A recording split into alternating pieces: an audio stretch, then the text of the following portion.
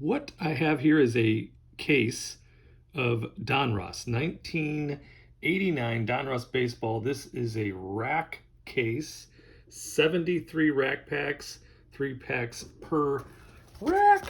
So I bought this in January of 2022. And it's just sat around in my home office, aka the card cave, and I thought I'd do something interesting to have a little fun. Let's look for the Ken Griffey Jr. card. Is it going to be a 9 or a 10 in a PSA? I think there's still some value to be had in that regard. In fact, I did a little, just bear with me on this incredibly advanced communication device. Here are recent sales. These are all PSA 10s. At the top, you can see Chris Sabo Diamond Kings, which sold for $48 in March. Randy Johnson, $58. Bo Jackson, 63. Kurt Schilling, 62. Tony Gwynn, 73. Nolan Ryan, 91. Mark Grace, $113. Vince Coleman Diamond Kings, $152. Ken Griffey, the rated rookie, for $395. PSA 10 sold on March 3rd. And Ken Griffey Baseball's Best sold for $415 on the same day, March 3rd, 20 and the 24. So I thought we would just dig into a couple of these together. Let's see here if we can just pull a few out and see if we see any Griffey on the front. No Griffey here, but we do have Cal Ripken Jr., then a couple of my sweetheart Cubbies, Vance Law, Doug DeCenzo, Dan Gladden, Diamond King, Rafael Ramirez, and a Jim, who is Aker, Jim Aker, not familiar with him. We've got no Griffey here, Kelly Downs, Mookie Wilson, Tom Prince here. Then we got a Jose Canseco MVP, very nice. Maybe Kevin Bass in there. And a Diamond Kings Bobby Bonilla. So let's open a few and just see if we can't see some Bo Jackson, Kurt Schilling, Tony Gwynn, Nolan Ryan, all of the sweethearts that we would be looking for, of course, with the main sweetheart, Ken Griffey Jr. Let's move. I guess you should have prepared your backdrop a little better. So let's use some scissors here and see if we can't get into these cards very simply. And the condition on just the quick look, as far as the centering is concerned, look pretty good. And we also want to put together the Warren Spahn puzzle, so we'll be saving all those puzzle pieces there. Jose Canseco, it's not perfectly centered, but decent centering on the Jose. Condition wise, looks to be excellent.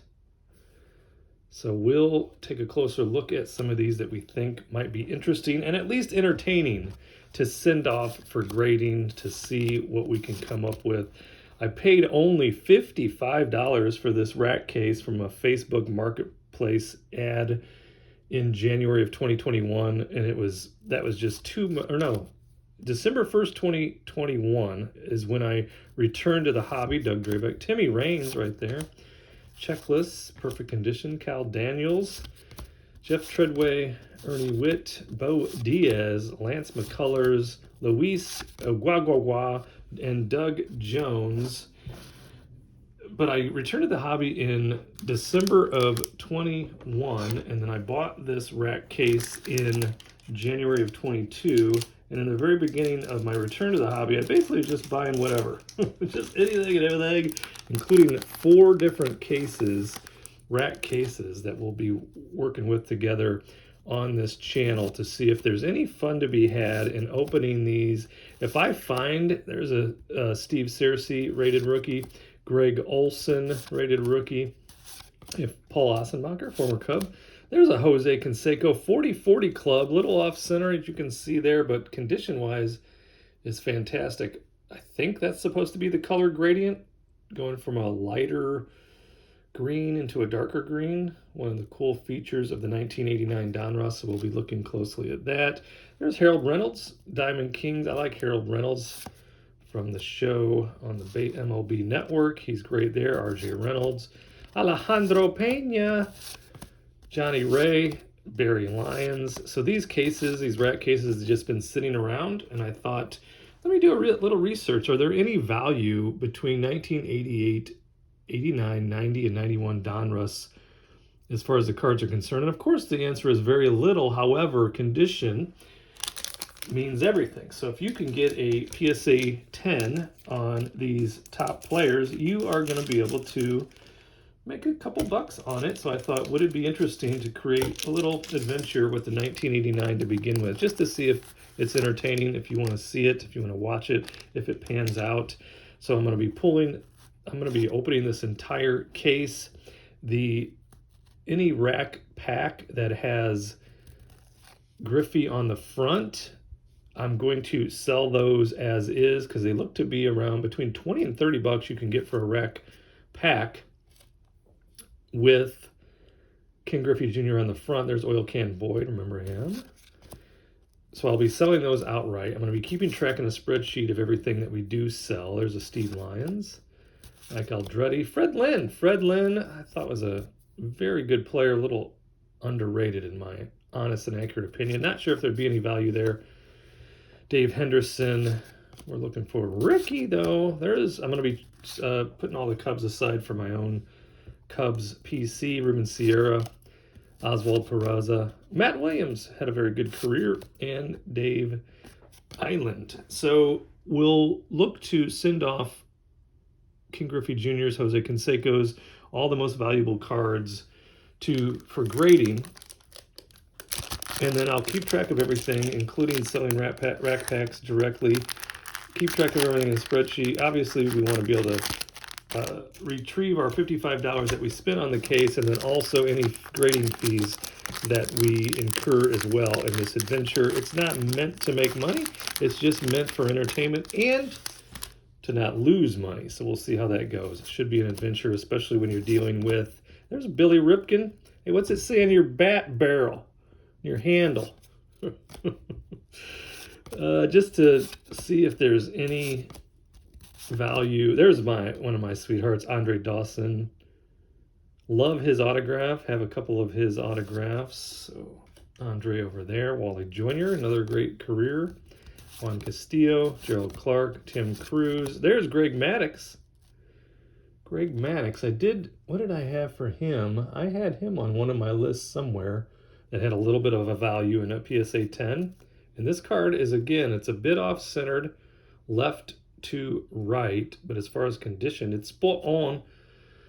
So maybe a 9, but we'd have to see what a 9 is. Kevin Brown, another great pitcher. Roger McDowell, and another piece of the literal puzzle right there. This will be fun for me. I like to watch PSA and SGC card reveals, so this will be essentially an origin story for a graded card reveal on cards that, if you're around my age, raised in the 70s and 80s, these are cards that you're very familiar with if you were into the collecting at that time. But wouldn't it be interesting to hit a handful of Griffey Juniors that graded a 10? And I got 250, 300 bucks in that range a piece, because that's what I've seen some of the prices, which is crazy. It's crazy. There's a Goose Gossage, very nice, and a Chris Sabo. I do have Chris Sabo on one of my lists. Yeah, Chris Sabo is on the list I just showed you. Now this one is very off-centered. Has a little chipping in that upper right corner, or upper left corner there. Chris Sabo, PSA 10 went for 48, so that's probably not a 10. But we will put it aside. And then this Dave Winfield, I'm sure in a PSA 10 would have value. It's off-centered as well, but it looks in incredible condition, so we'll put that aside also. It's just, I enjoy researching. Of course, who doesn't enjoy ripping packs, even rack packs? So between the spreadsheets, I like to have cards graded, just the fun of it. Oh, look at that, George Brett. MVP looks very well centered. We got a little print dot right there. A little rough on the top. Whoops, sorry. The back looks great. Ozzie Smith, so we'll look at Ozzie as well. not horrible as far as the centering of this particular round. Gary Sheffield, rated rookie. Where do I have him? I have him on a list that I didn't show you, which had his rated rookie selling for $34 as a PSA 10. This is in excellent condition, so that'll go in our pile as well. Ron Jones, Paul Molitor. Off center, but at least take a look at. Hall of Famers. There's Kirby Puckett. Everybody loves Kirby. And another piece of the puzzle. Probably just put you through one more round. I don't want you to be bored or to suffer, but I just wanted to share this new adventure, the 1989 Donruss Rack Pack case. Searching for the treasures, looking for the legends, and then we'll be sending cards off to be graded, which should be fun as well, and see what we can do in that regard. Open up another rack here. And see, where is Griffey? Griffey, we know you're in here. Dan Gladden, Marvin Freeman, Roger Clemens. Not horrible condition. Shane Mack, Jimmy Key, Tim Leary, Miguel Garcia, Brian Hoffman, and another piece to our Warren Spahn puzzle. Please, if you enjoy the video, just for one little second, click the subscribe button, the like button, leave me a lovable comment. Diamond Kings. There's Dante Bichette. Have to check on that one. Henry Cotto. Checklist. Mike McFarland. Ellis Burks. Norm Charlton. There's a Carlton Fisk. Looks pretty nice. The Diamond Kings right there. Eric Davis. Loved ED. Tony Gwynn, MVP, off center. And is that just... yeah, that's just a... take a look at Tony Gwynn, and that's probably, I don't know, might be a 9. We'll have to check it in a 9 to see if it would be worth it at all to send off, because the disparity between the value of the 9s and the 10s are huge, as you could imagine, with a junk wax era product. And you know, the quality control wasn't great those days either, so all of that factors into the scarcity with the pop report of the PSA and SGC 10 grades. Aaron Dalton, Kent Herbeck, John Kruk, a bunch of good runs there. Mike Young. Bert Blyleven, there's a Hall of Famer, and that looks pretty good. Ron Kittle, he's an actual personal friend of mine. Ron Kittle grew up in Northwest Indiana. Lived in Chesterton, Indiana, which is, he's lived in Valparaiso and Chesterton, Indiana. I live in Valparaiso. He now lives, I believe, in maybe Orland Park, Illinois. Ron Kittle, quite a character, by the way. Whoa, what did we miss here? We missed John Shelby. So Ron Kittle, quite a character. 1983 American League Rookie of the Year. You know what? Let's go one more pack while we're at it. One more pack. Because you know that elusive Griffey's going to be there, and I want you to be with me when we find the first one. So let's continue. Let's move these aside for a moment. Give us a little more breathing room. Mike Davis, Luis Polonia, Wes Gardner, John Smoltz, little print bubble and miscut. We'll put him aside anyways because he's a Hall of Famer. Vince Coleman.